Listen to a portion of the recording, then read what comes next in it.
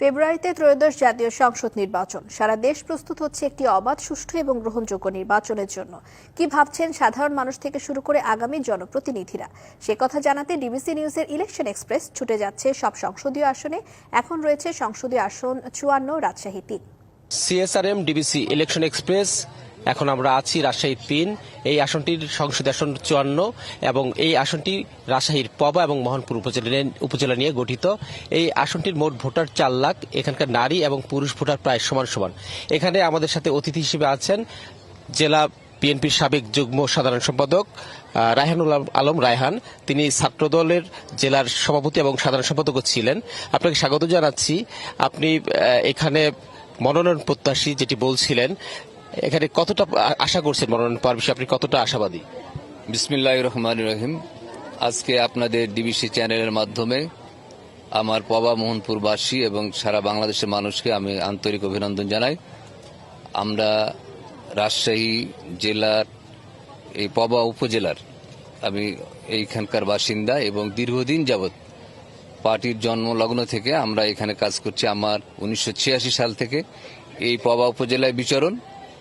এইখানে সমস্ত রাজনৈতিক কর্মকাণ্ড এবং সামাজিক কর্মকাণ্ডে আমরা সারাক্ষণ জনগণের সাথে মিলেমিশে আছি। সুতরাং আমি বিশ্বাস করি দল যে ফর্মুলায় আছে, দল যে ধরনের আগামীতে প্রার্থী দিতে চাচ্ছে, ইনশাল্লাহ সেই দিক দিয়ে সম্পূর্ণরূপে আমরা যোগ্য বলে মনে করি এবং দল ইনশাল্লাহ সেই বিবেচনায় নেবে এবং আমাদেরকে নমিনেশন দিবে ইনশাল্লাহ। আপনি সুযোগ পেলে এই আসনের কোন বিষয়গুলোকে প্রাধান্য দিয়ে কাজ করবেন?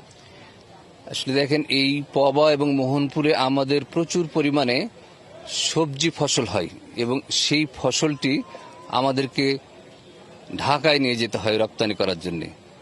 আমরা চাই যে পবার ভিতরে একটা বাংলাদেশের এই রাজশাহী বিভাগে একটা এয়ারপোর্ট আছে, সেটি পবার ভিতরে অবস্থিত।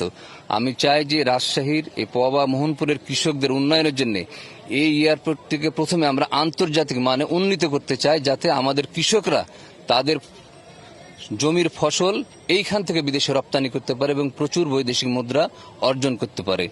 দ্বিতীয়ত হচ্ছে যে পবাটা হচ্ছে আমাদের শহরতলির চারপাশে দিয়ে এই পবা অবস্থিত।